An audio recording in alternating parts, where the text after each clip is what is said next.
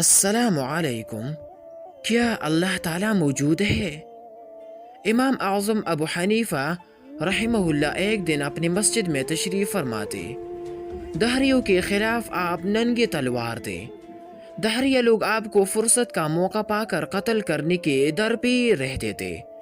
ایک دن دہریہ لوگ تلواریں تان کر جماعت کی شکل میں امام ابو حنیفہ رحمہ اللہ کے پاس آدم کے اور وجود باری تعالیٰ کے بارے میں سوال کیا تو آپ نے فرمایا کہ میں اس وقت ایک بڑی سوچ میں ہوں۔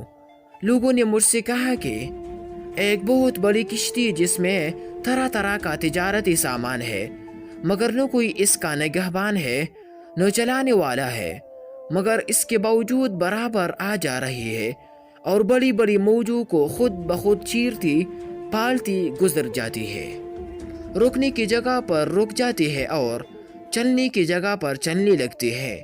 نہ کوئی ملاح ہے نہ منتظم۔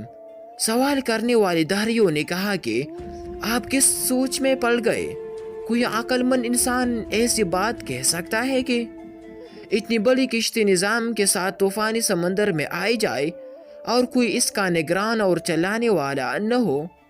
حضرت امام صاحب رحمہ اللہ نے فرمایا کہ افسوس تمہاری عقلوں پر کہ ایک کشتی تو بغیر چلانے والے کے نہ چل سکے، لیکن یہ ساری دنیا آسمان و زمین کی سب چیزیں ٹھیک اپنے اپنے کام پر لگی رہی اور اس کا مالک حاکم اور خالق کوئی نہ ہو۔